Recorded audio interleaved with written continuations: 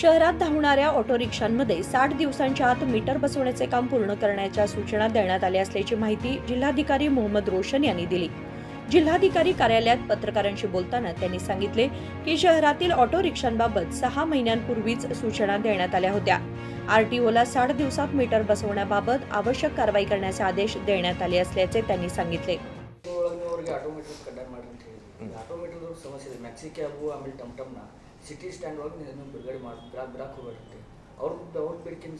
So ಈಗ ನಾವು auto associations ಜೊತೆ ಲಾಸ್ಟ್ ಒಂದು ವರ್ಷದಿಂದ ನಾವು ಮಾತುಕತೆಯನ್ನು ಸ್ಟಾರ್ಟ್ ಮಾಡಿದ್ದೀವಿ। ಯಾವುದೇ ಕೆಲಸ ಮಾಡುವಾಗ ಯಾರಿಗೂ ತೊಂದರೆ ಆಗಬಾರ್ದು, ಸಾರ್ವಜನಿಕರಿಗೂ ತೊಂದರೆ ಆಗಬಾರ್ದು, ಆಟೋ ಯಜಮಾನರಿಗೂ ತೊಂದರೆ ಆಗಬಾರ್ದು, ಓನರ್ಸ್ಗೂ ತೊಂದರೆ ಆಗಬಾರ್ದು ಅಂತ ಹೇಳಿ ಒಂದು ವರ್ಷ ಸ್ಲೋಲಿ ಫೇಸ್ಡ್ ಮ್ಯಾನರಲ್ಲಿ ನಮ್ಮ ಮಾಧ್ಯಮದ ಸಮಿತ್ರರಿಗೂ ನಾವು ಹೇಳ್ತಾ ಬಂದಿದ್ದೀವಿ। ಸೊ ಅದರ ಪ್ರಕಾರ ನಾವು ಅವರಿಗೆ ಟೈಮ್ ಕೊಟ್ಟಿದ್ದೀವಿ। ಒಟ್ಟು 11,000 ಆಟೋಗಳ ಪೈಕಿ 5,000 ಆಟೋಗಳು ಚಾಲ್ತಿನಲ್ಲಿದ್ದಾವೆ। ಈಗ ನಮ್ಮ ಸಿಟಿ ಲಿಮಿಟ್ಸಲ್ಲಿ 16 ಕಿಲೋಮೀಟರ್ ಲಿಮಿಟಲ್ಲಿ ಇಷ್ಟು ಚಾಲ್ತಿ ಇದ್ದಾವೆ। ಅವ್ರು ಫಸ್ಟ್ ಬೇಡಿಕೆ ಇಟ್ಟಿದ್ದಾರೆ, ನೀವು ಫರ್ದರ್ ಆಟೋ ರಿಜಿಸ್ಟ್ರೇಷನ್ಸ್ನು ಸ್ಟಾಪ್ ಮಾಡಿದ್ದೀರಂದರೆ ನಮಗೆ ಅನುಕೂಲ ಆಗುತ್ತೆ ಅಂತ ಹೇಳಿದರು। ನಾವು ಒಪ್ಪಿಗೆ ಕೊಟ್ಟಿದ್ದೀವಿ, ಆದೇಶನೂ ಪಾಸ್ ಮಾಡಿದ್ದೀವಿ।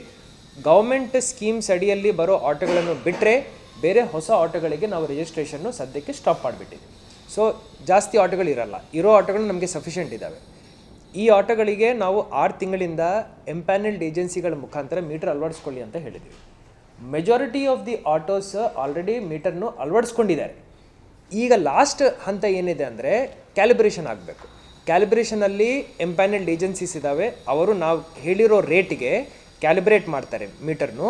ಕ್ಯಾಲಿಬ್ರೇಟ್ ಮಾಡಿದ ನಂತರ weights and measures department inspector ಏನಿರ್ತಾನೆ ಅವರು ಹೋಗಿ ಅದನ್ನು ಸರ್ಟಿಫೈ ಮಾಡ್ತಾರೆ।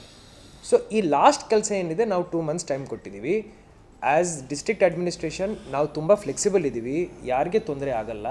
ಅವ್ರ ಬೇಡಿಕೆಗಳು ಏನೇನಿದ್ದಾವೆ ಅದನ್ನು ನಾವು ಕೇಳ್ಕೊಳ್ತೀವಿ, ಬಗೆಹರಿಸಲಿಕ್ಕೆ ಪ್ರಯತ್ನ ಮಾಡ್ತೀವಿ। ನಮ್ಮ ಇಷ್ಟೇ ಡೈರೆಕ್ಷನ್ 2 ಮಂತ್ಸ್ ಒಳಗಡೆ ಕ್ಯಾಲಿಬ್ರೇಷನ್ ಮುಗಿಸಿ ಆಯಿತು, ಒಂದು 15 ದಿವಸ 20 ದಿವಸ ಜಾಸ್ತಿ ತೊಗೊಂಡಿದೆ ಅಂದರೆ ನಮಗೆ ಪ್ರಾಬ್ಲಮ್ ಇಲ್ಲ। 2 ಮಂತ್ಸ್ ಅಂತ ನಾವು ಟಾರ್ಗೆಟ್ ಕೊಟ್ಟಿದ್ದೀವಿ। ಯಾರ್ಯಾರ್ದು ಮೀಟರ್ ಕ್ಯಾಲಿಬ್ರೇಟ್ ಆಗುತ್ತೆ ಅದೇ ಸಮಯದಿಂದ ಆ ಆಟೋ ಫೇರ್ ಏನಿದೆ ಅದಕ್ಕೆ ಲಾಗೂ ಆಗುತ್ತೆ। ಕ್ಯಾಲಿಬ್ರೇಟ್ ಆಗಿದೆ ಅಂತ ಹೇಳಿ ಒಂದು ಸ್ಟಿಕ್ಕರ್ನು ಆ ಆಟೋ ಮೇಲೆ ನಾವು ಅಂಟಿಸ್ತೀವಿ। ನಿನ್ನೆ ಹಿಪ್ಪರ್ಗಿ ಬ್ಯಾರೇಜಲ್ಲಿ ಗೇಟ್ ನಂಬರ್ 22 ಸ್ಲಿಪ್ ಆಗಿದೆ ಅಂತ ಹೇಳಿ ನಮಗೆ ವರದಿ ನಮ್ಮ ಚೀಫ್ ಇಂಜಿನಿಯರ್ ಅವರು ರಾಠೋಡ್ರವರು ಮಾಡಿದ್ದಾರೆ। ನಾವು ಪರಿಶೀಲನೆ ಮಾಡಿದ್ದಾಗ ಅದು ಹಿಪ್ಪರ್ಗಿ ಬ್ಯಾರೇಜ್ ಬಾಗಲಕೋಟೆ ಜಿಲ್ಲೆಗೆ ಬರುತ್ತೆ, ಆದರೆ ಚೀಫ್ ಇಂಜಿನಿಯರ್ ಅವರು ನಮಗೂ ಇನ್ಫಾರ್ಮೇಷನ್ ಕೊಟ್ಟಿದ್ದಾರೆ, ಯಾಕೆಂದರೆ ಅದರದ್ದು ಬ್ಯಾಕ್ ವಾಟರ್ ನಮ್ಮ ಕಡೆ ಸ್ಟೋರ್ ಆಗಿರುತ್ತೆ। ಈ 1.5 ಮೀಟರ್ ಆ ಗೇಟ್ ಕೆಳಗಡೆ ಸ್ಲಿಪ್ ಆಗಿದೆ।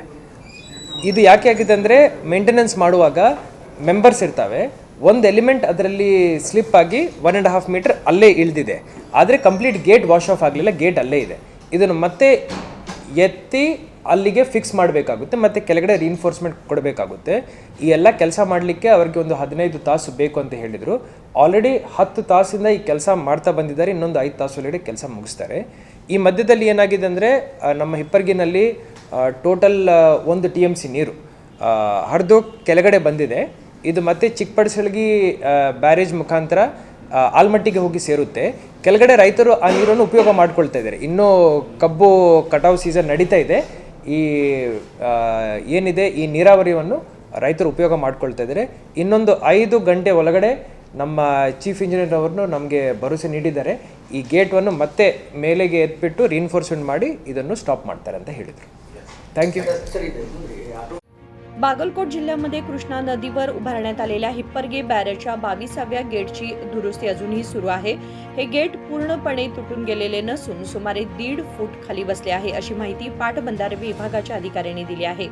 परिस्थितीवर जिल्हा प्रशासन आणि पाटबंधारे विभाग सातत्याने लक्ष ठेवून असून कोणतीही घबराट बाळगण्याची गरज नसल्याचाही दिलासाही अधिकाऱ्यांनी दिला।